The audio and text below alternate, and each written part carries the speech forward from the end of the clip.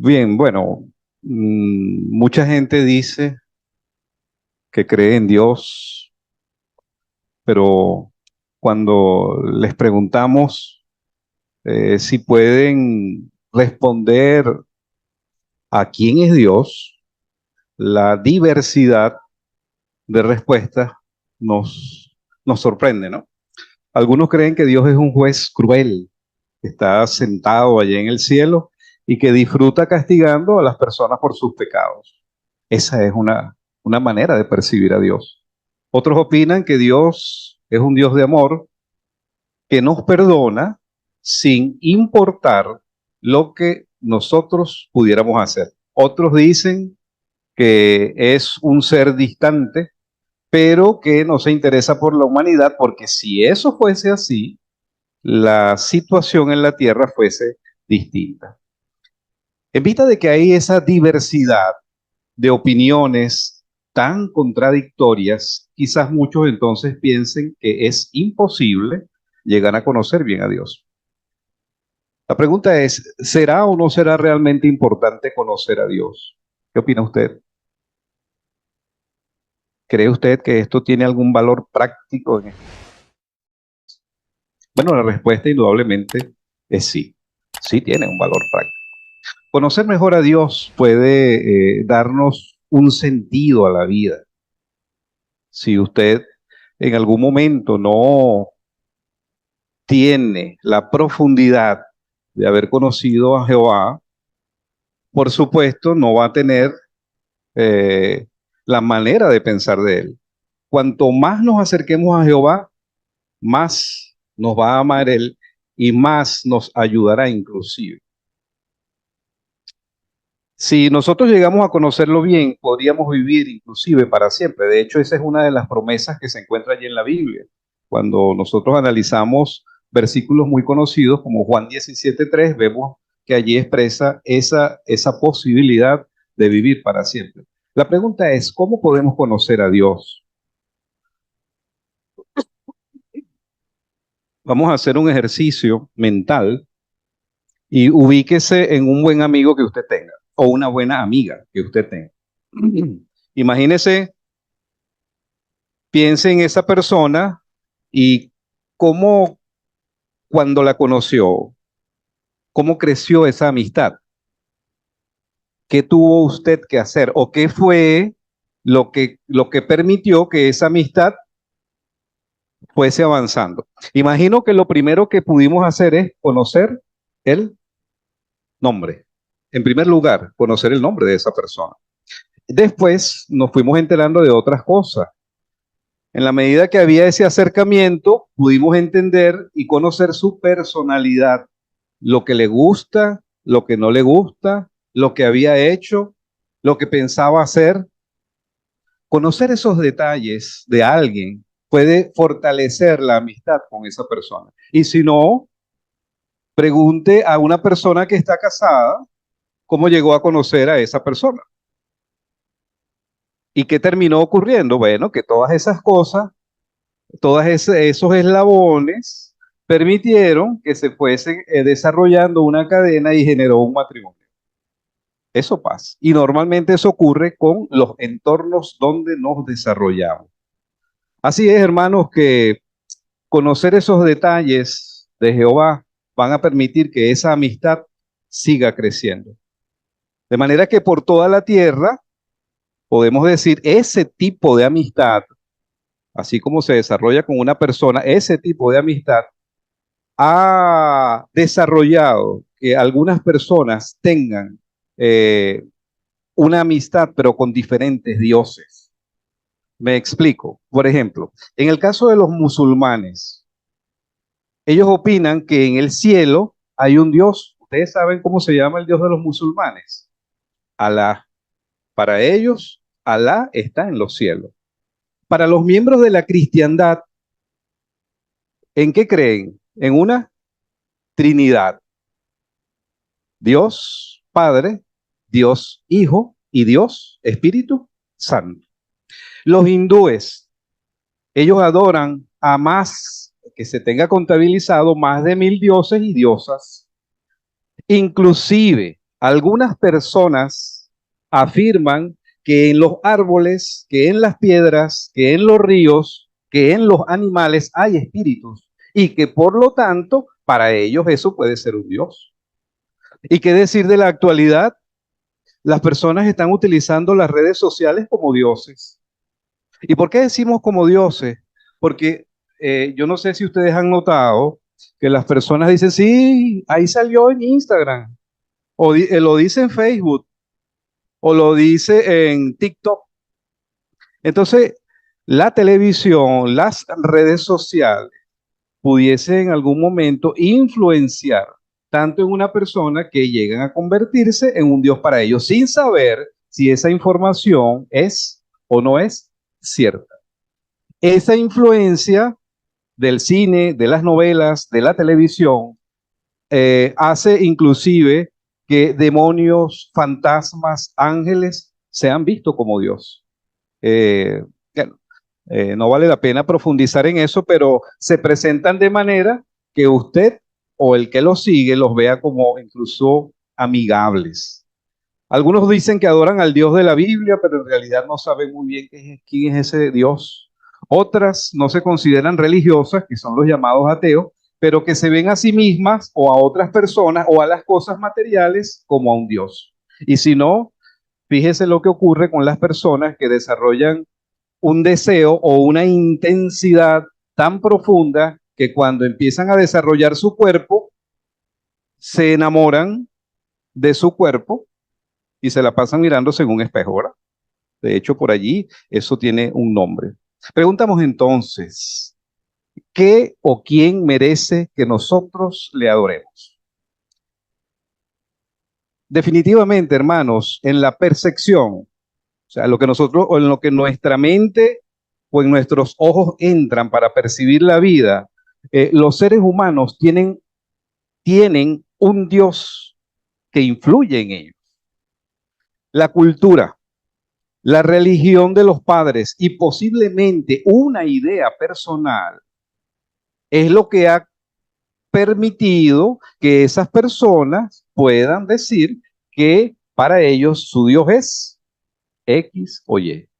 Algunos quizás utilizan un nombre para referirse a Dios, como una deidad, un ídolo, una representación. Otros simplemente le llaman Dios. Bueno, sí, yo creo en Dios y ya. No se enredan mucho la vida. Bueno, aunque la gente adora a muchos dioses, la Biblia dice que hay un solo Dios verdadero. Jesús, hablando con sus discípulos, hasta muy entrada en la noche, en algún momento de su estadía aquí en la tierra, revelándoles información muy valiosa acerca de Jehová, eh, escribió, expresó lo siguiente, y el apóstol Juan, allí, vamos a buscarlo mejor, es mejor hacerlo, en Juan capítulo 17, los versículos, puede ser desde el 1, sí, 1 al 3, Juan 17, 3, muy leído el texto, podemos leer, después de decir estas cosas, Jesús levantó la mirada al cielo y dijo, Padre, ha llegado la hora. Glorifica a tu Hijo para que tu Hijo te glorifique a ti, así como le has dado autoridad sobre todas las personas para que Él les dé vida eterna a todos los que le diste. El 3 queremos resaltar, lo que quería era leer el contexto de lo que estaba haciendo Jesús. El 3 dice, esto significa vida eterna, que lleguen a conocerte. Como estamos hablando de la identificación de un Dios, allí viene la expresión que queremos resaltar. El único Dios verdadero y aquel a quien tú enviaste, Jesucristo. ¿Estaba hablando de un plural o estaba hablando de un singular? Un singular, evidentemente. Entonces, siendo que la Biblia, la palabra de Dios, identifica al Dios verdadero, ¿qué debemos hacer nosotros? Nota usted que en estas primeras frases de la oración más importante para Jesús, él quería que su Padre Celestial recibiera la gloria que le corresponde. En esa oración Jesús también estaba mencionando lo que tenemos que hacer nosotros como seres humanos imperfectos para poder recibir el regalo inmerecido de la vida eterna. Jesús dijo que debemos estar continuamente adquiriendo conocimiento de Dios y de Cristo. De acuerdo con algunos estudiosos del idioma griego, la expresión que se traduce aquí, estén adquiriendo conocimiento, se puede traducir a seguir conociendo. ¿Qué quiere decir eso? Hay una expresión que dicen por allí, uno nunca termina de conocer a la gente. Claro, porque es un proceso. Los procesos van seguidos de pasos. El proceso de la digestión lleva sus pasos. Lo mismo ocurre con conocer a Jehová. Estas dos ideas que acabamos de decir, seguir conociendo y adquirir conocimiento, tienen un significado parecido y son necesarios para poder llegar al fin deseado. Por lo tanto, esa expresión que estén adquiriendo conocimiento se refiere a ese proceso continuo, constante, que lleva a conocer de manera profunda a Jehová. Imagínese usted, conocer al ser más grandioso del universo implica mucho más que entender su voluntad y sus cualidades. No nos podemos quedar en eso solamente. Implica tener una relación cercana con Él, con nuestros hermanos en la fe, una relación basada en el amor. Y por eso es que bien dice la Biblia que el que no ama no ha llegado a conocer a Dios, porque Dios es amor. Conocerlo, hermanos, también pudiera significar obedecerlo. Es un gran honor cuando se nos sugirió la invitación de asistir a la congregación. Es un gran honor estar aquí en esta congregación Morán, quienes evidentemente conocen a Jehová, caras de muchos años, ya hemos visto aquí esta tarde, y que definitivamente han hecho sus esfuerzos por mantenerse en la organización. Ahora bien, esta hermosa relación que todos ustedes pueden tener con Jehová se puede perder. Y fíjese qué ocurrió con el caso de Judas Iscariote. Así es que esforcémonos por conservar la relación con Jehová. Cuando llegue el momento, nosotros podremos recibir ese don inmerecido de la vida eterna. Jehová es el supremo creador de todas las cosas y es la fuente de la vida. Él es el único que merece nuestra adoración. Dentro de todo esto que hemos hablado, surge una pregunta que nos permite definir lo siguiente. ¿Quién es Dios? Según la Biblia, ¿quién es Dios? Para usted, ¿quién es Dios? ¿Cómo define usted a Dios en su vida, en su mente? Si en estos momentos hiciéramos un ejercicio o un examen escrito o verbal, ¿cómo define usted a Dios? ¿Cómo lo hace? Bueno, la Biblia de manera muy sencilla dice en Isaías 42:8, yo soy Jehová. Y es como si nos diera la mano, ese es mi nombre. Isaías 42:8. Bueno, en la Biblia el nombre de Dios ya sabemos que aparece más de 7,000 veces, pero sin embargo, muchas traducciones de la Biblia han sustituido de forma indebida el nombre de Dios por títulos como, por ejemplo, Señor o cualquier otro que no corresponde con un nombre. Recuerde, Dios desea que nosotros, usted, sea su amigo. Por eso quiere que lo llame por su nombre. Usted se imagina llamando a una persona que es su amigo fulanito. Mira, muchacho, señor, es posible que todos volteen. Pero si usted lo llaman por su nombre, José, Jorge, Jorge o José van a voltear. Téngalo por seguro que va a ser así. ¿Cómo es Dios? Bueno, Dios es un espíritu. ¿Dónde vive Dios? Pudiéramos decir que en el cielo. Es un espíritu invisible y vive en los cielos. Bueno, la Biblia confirma que ningún humano ha logrado ver a Dios. La Biblia también nos dice que Dios tiene sentimiento. Nuestras acciones pueden alegrar o entristecer el corazón de Jehová. Revelación 4 o Apocalipsis 4, 8 y 12, en parte, citando de él, dice que él es el Dios todopoderoso y que no hay otro y que merece que usted, que mi persona le adoremos porque él nos ha creado. Hace unos 3000 años atrás, el salmista bíblico lo descubrió como el Altísimo, el Todopoderoso, mi Dios, en quien de veras confiaré, y lo llamó por su nombre ilustre, y utilizó el nombre Jehová. Antes, Moisés, cuando había dicho de él, Jehová, nuestro Dios, es un solo Jehová. El profeta Isaías también citó las palabras de Dios y dijo, yo soy Jehová, ese es mi nombre, y a ningún otro daré yo mi propia gloria ni mi propia alabanza a imágenes esculpidas. La pregunta también es, ¿por qué hay tantas personas que no adoran a Jehová? Entendiendo qué características tiene, quién es, por qué tantas personas no adoran a Jehová. Bueno, entendemos que hubo un ángel que quiso recibir la oración y que solo debía recibirla Jehová, se rebeló contra Dios y se convirtió en lo que nosotros conocemos como Satanás o el diablo. Otros ángeles que estaban allí apoyaron a Satanás y se rebelaron y se convirtieron en demonios. Así es que esta unión de Satanás y sus demonios engañan a la gente y se hacen o hacen todo lo posible para que se les adore y se distraiga de la adoración de Jehová. Satanás, hermanos, y no nos olvidemos de esto. Satanás quiere que le demos la espalda a Jehová. Estamos en el mes de noviembre, ¿verdad? Ya vienen unas celebraciones que para algunos pueden ser bonitas.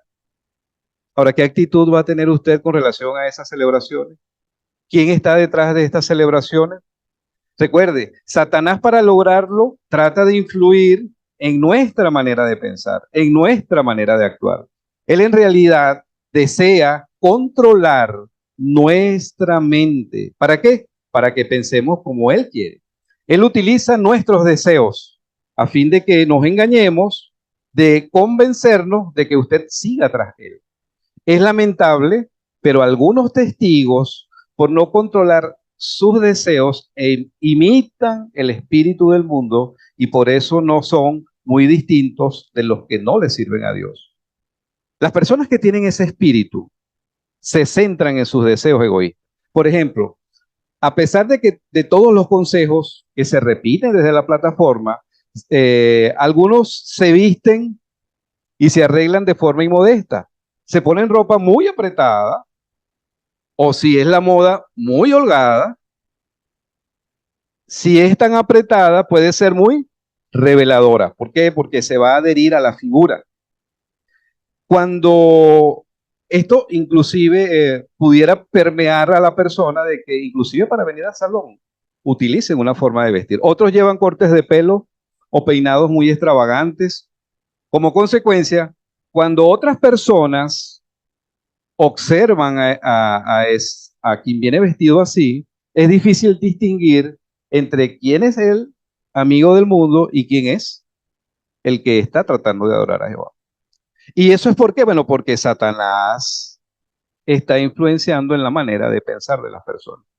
Satanás fue arrojado a la tierra y su objetivo, recuerde, es extraviar a los seres leales de Jehová. En algún momento, con su astucia, Satanás tentó a los israelitas a cometer idolatría. ¿Recuerdan cuando él se valió de la necesidad que tenían de conseguir alimento? Cuando ellos entraron en la tierra prometida, ellos tuvieron que aprender una nueva manera de cultivar la tierra. Y presta atención a este ángulo que le vamos a dar a esta explicación. Fíjense, cuando ellos entraron en la tierra prometida, ellos tuvieron que aprender una nueva manera de cultivar la tierra. O sea, en Egipto se regaban los campos con agua que sacaban del río Nilo. Pero en la tierra prometida no había ríos caudalosos del cual ellos podían sacar agua para hacer el riego, sino que ellos utilizaban el rocío y el agua que caía en las épocas de las lluvias. Es posible que hasta hicieran alguna represa para poder guardar agua como un tanque o algo parecido.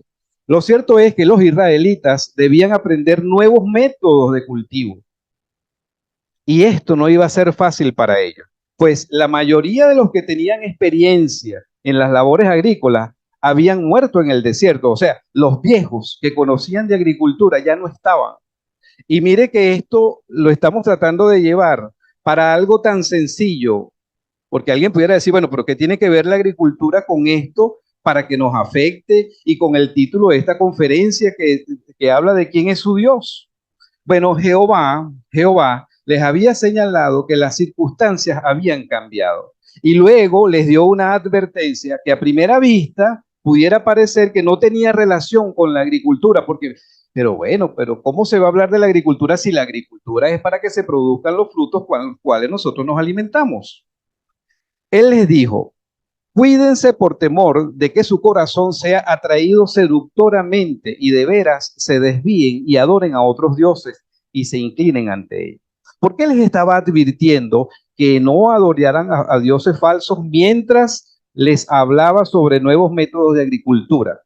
Bueno, Jehová sabía que los israelitas se sentían tentados a aprender de los pueblos paganos, los vecinos. Ellos tenían técnicas para cultivar la tierra. Es verdad que los cananeos tenían mucha más experiencia que los siervos de Dios y que estos podían aprender de ellos. Ahora, ¿cuál era la razón o cuál es la razón de explicar esto? Había un peligro, había un peligro. Las ideas de los cananeos estaban influidas por la creencia en Baal, a quien ellos consideraban el dueño del cielo, quien era el que supuestamente les daba las lluvias. Jehová no quería que esas creencias falsas engañaran o entramparan a los israelitas. Ubíquese en el mes de diciembre para que usted vea que fácilmente se puede ir uno influenciando por esto. Sin embargo, una y otra vez ellos decidieron adorar, ustedes saben a quién, a Baal. Y Jehová ya se los había advertido. Y ellos lo que estaban aprendiendo era de agricultura. Ven como un asunto que pudiera ser sencillo, fácil, normal, cotidiano, puede afectar su relación con Jehová si usted no está, como dicen por allí, pilas. ¿Cómo logró Satanás entonces entrapar a Israel? Bueno, lo primero que hizo Satanás fue aprovecharse del deseo normal de que lloviera y que se regaran los campos. En la tierra prometida llovía muy poco desde finales de abril hasta septiembre. Las buenas cosechas, como ustedes lo saben, depende de que las lluvias entren en su ciclo normal. Y si no, pregúntele a un agricultor. Si llueve mucho, puede perderse como ha estado ocurriendo recientemente. Y si no llueve, también puede verse afectado. Así es que las naciones vecinas de Israel pensaban que era necesario llevar a cabo determinados ciertos ritos. ¿Para qué? Para que los dioses les dieran la lluvia que tanto necesitaban. O sea, Satanás, y no recuerde que Satanás está detrás de esto, hizo creer a los israelitas que su vida y su prosperidad dependían de que adoptaran esas costumbres paganas. Y si a usted le dicen, usted tiene que venir a la celebración de fin de año de la empresa, o para poder optar a quedar fijo en el trabajo, usted debe de hacer eso. Bueno, lo cierto es que los que tenían una fe fuerte en Jehová creyeron que esa era la única manera de evitar que hubiese largas sequías. Así que realizaron ritos en honor a Baal. O sea, Satanás apeló a los deseos. Los ritos religiosos de las naciones paganas incluían repugnantes actos inmorales, entre ellos la prostitución de mujeres, la homosexualidad entre las personas que estaban en los templos. O sea, aquellas naciones no solo toleraban la homosexualidad y otras formas de inmoralidad sexual, sino que las consideraban normales. ¿Le parece esto que difiere de lo que nosotros conseguimos hoy en día, donde inclusive se le coloca una serie de letras para suavizar las nuevas, entre comillas, comunidades que se están desarrollando? Ellos creían que todo esto servía para que los dioses hicieran que la tierra fuera fértil. Así es que muchos israelitas se sintieron atraídos por esos ritos paganos. En realidad ellos dejaron que fuese Satanás quien los atrapara. O sea, usó una tercera táctica, oscureció la identidad de Jehová. Que no se nos nuble eso.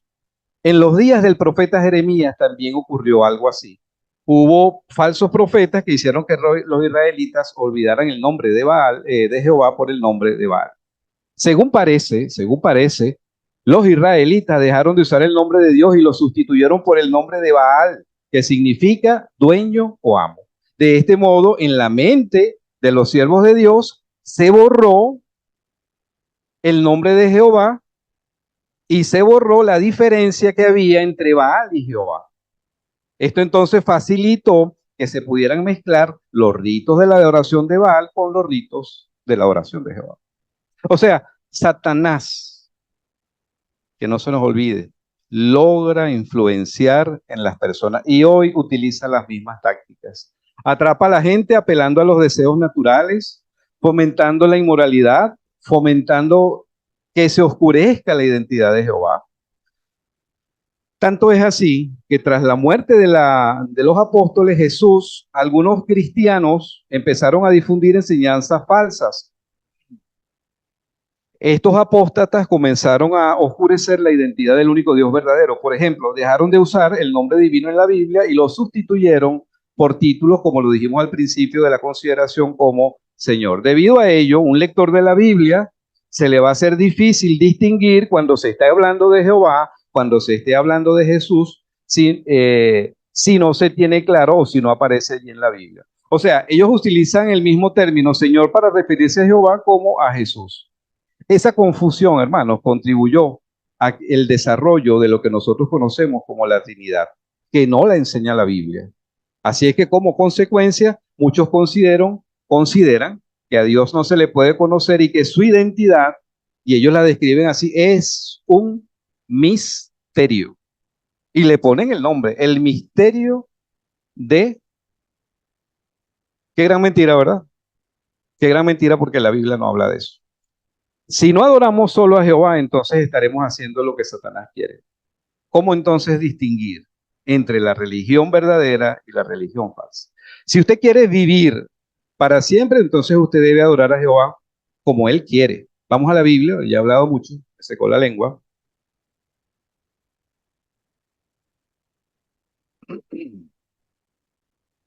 Vamos a la Biblia y busquemos Mateo capítulo 7, versículos 13 y 14.